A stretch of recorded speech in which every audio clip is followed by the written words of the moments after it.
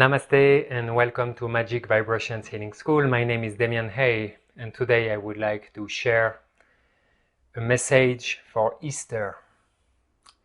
Easter is the energy of the resurrection. This is how we perceive it in our modern world, which is more Christian oriented.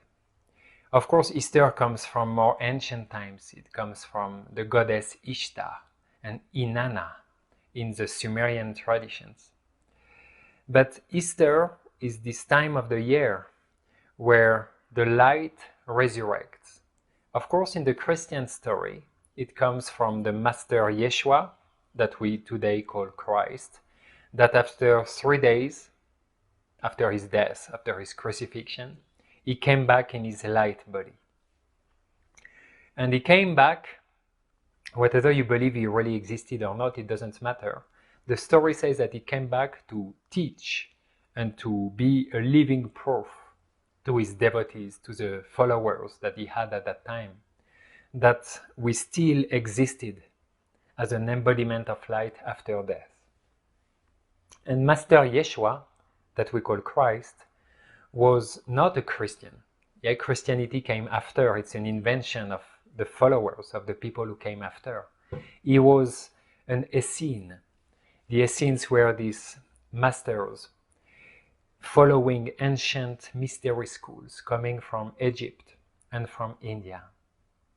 The Essenes were great spiritual seekers. They were magicians. They were the magicians of consciousness. And Master Yeshua went to train in Egypt and in many other places through the guidance of this Essene tradition. In this Essene tradition, the resurrection is based on recreating and purifying your light body. So that's what Easter is about. Easter is about the resurrection of love. It's about the resurrection of light. And in these ancient traditions, you would prepare all your life for your death. Because if you have a body during your life with 5 senses and the 5 elements, the earth, the water, the air, the fire, and the ether, the 5th element, once you die, you lose your body. Your physical body becomes dust or ashes if you burn it. So in these ancient mystery schools, it was all about recreating a purified light body. And for this, you would go through initiations. Initiations of the earth, the water, the air, and the fire elements. That these elemental forces would not only purify you, but would acknowledge you. They would recognize you. And you would recreate a light body that you could use after your death. And not only this, you would as well purify senses. Your 5 senses would need to be purified, that after your death, even with a light body, you would be able to operate, to communicate, and to navigate through the realms after death. So it was a lot about this in the ancient mystery schools. It was always preparing for death. And Master Yeshua, at the time of Easter, about 2000 something years ago, that's what he did. He came back with his light body, appeared in front of his followers to show us the light, to show us what it is to have a light body. And he said, if I could do it, you can do it. Resurrection of light. It's to be born again. It's like the phoenix being reborn from the ashes. It's like a process of purification, and then from the purified matter, there's a new body emerging, rising. This new body has less limitation. This is a pure divine emanation of our essence. These days, the earth is as well going through resurrection. The earth is ascending. The earth went, and we all noticed it, through this initiation. The fire, like last year we had so many forest fires. Through the earth initiation, like all these earthquakes. It went through floods and a lot of rain or not enough rain and tsunamis with the water initiation. hurricanes and storms through the air initiation. So the Earth is always going through these initiations to ascend, to recreate the new Earth, which is a new template of light. Gaia is being reborn. Us as humans, as humanity, we are only a small part of the ecosystem of Gaia. All the animals and the plants and the minerals are as well going through this initiation process, as are we as humans.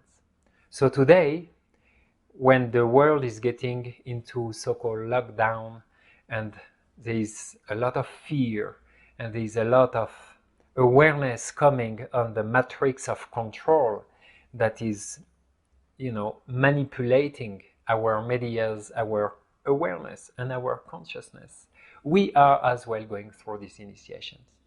And it's an emotional purification through the water, because the fear comes and triggers a lot of emotions. It's as well a mental initiation, because we have all these thoughts and we're confused and we don't know who to believe, and you have so many different factions sharing their perspectives, and each one are correct from their own perspective, but it's easy to be confused. So this is the air initiation. There is, of course, an earth initiation through our physical bodies that have somehow to mutate, to choose immunity. I'm unity. I am unity, immunity, to be able to follow the wave of ascension, of evolution, that we can be part of the new earth. And of course, there is a fire initiation. The fire is a soul, is a spirit. This is our soul choosing to be embodied or not on earth. It's our choice. This is each of us going through these initiations. In the ancient mystery schools, again, the emphasis was put on death. What would happen when we die? It was about getting ready for death. And the ancient mystery schools were teaching that at the moment of our death, when our spirit will somehow dissociate from our physical body, we would meet justice. And justice is not about, good deeds and bad deeds. It's about whatever we worshipped during our life, whatever we gave our energy to, whatever force we served during our life, they will claim us. They will come, wait for us at the gate, and they will just claim us as we serve them, so they kind of own us. That was the main teaching of the mystery school. I personally deeply resonate with this. I was not born in a Christian family, and my uprising was not Christian or Catholic or religious in any way. But through my own research, I went to study all these ancient mystery schools. And I do resonate with this. I do resonate that who we are, who we serve, who we feed matters as the moment where we die, which is only a physical death. These energies will come and claim us. And today, what I observe, it's a lot of fear all around. People are scared, people are confused, people are hoping for divine intervention, people are believing things that are not real, because there are so many different informations coming all around us that are not based on our true direct experience, that we pick up thoughts, beliefs, concepts that somehow resonate with things that are within us, and then we assess it as true. We acknowledge it as the truth, our truth. I invite each of us to truly explore and investigate what egregores, what energies, what forces we are feeding. Because when I'm afraid, I feed fear. And this fear, it's a powerful force. It's an intelligence. It's a dark intelligence. It's an intelligence that makes us do stupid things. It's an intelligence that enhances separation. It's the antidote, or let's say the opposite force of love. So every time I'm afraid, I feed the fear. And this fear, connected with so many, let's say, dark egregores, and dark simply as an absence of light. I don't say it's bad, I just say it's dark.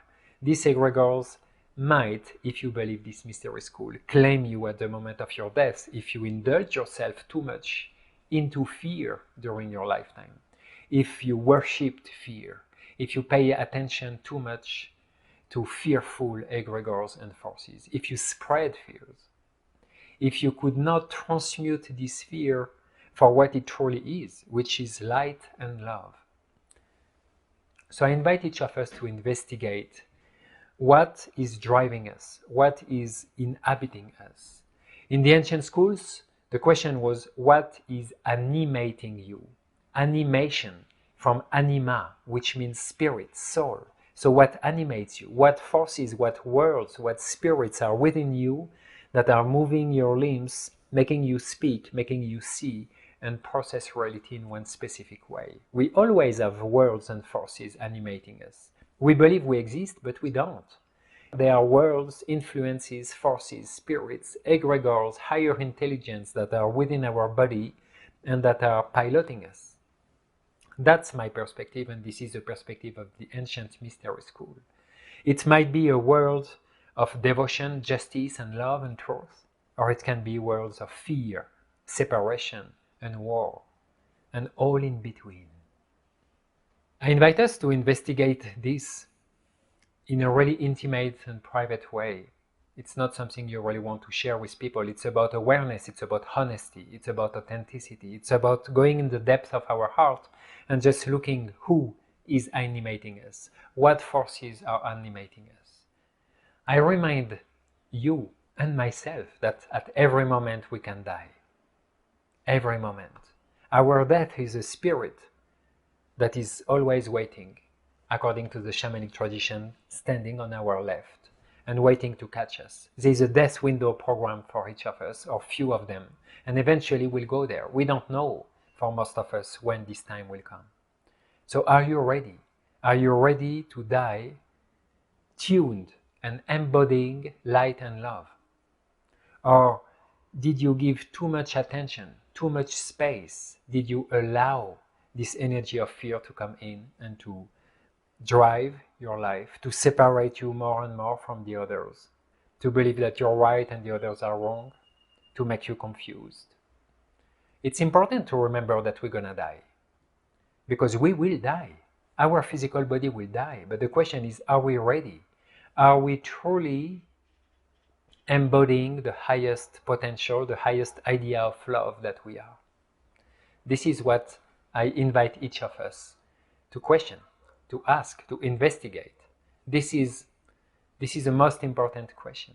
So in these days, with a lot of propaganda, disinformation, and this fear of the matrix of control taking over, or whatever virus, or the fear of death, we each of us are under the influence of many different powerful forces. One of the forces is connected with love and light, and one of the family of force is connected with fear. So it's always fear versus love. Of course, fear can express itself in so many different forces and egregores and aspects, as love does. But the big families, it's always love versus fear. Always. So what animates you today? Tomorrow, starting, I think, the 13th of April 2020, Venus will start its retrograde. It's an inner journey into the underworld. It's a journey of shedding the non-essential. The non-essential is what is filtering, what is shading, what is veiling love. Love is what we are. Love is everything. Everything is love. Everything is divine. So our perception of it, we have these veils of separation and judgment that are not love. They are love because they exist and everything is love, but they are not the highest expression of love. So they make us perceive things as not love when actually love it is. As Venus goes into retrograde, we will go through this inner journey that will be really powerful. It will be an opportunity in our relationship. It will be an opportunity in all the aspects of our life. to perceive what is needed and what is not, to evolve, to move.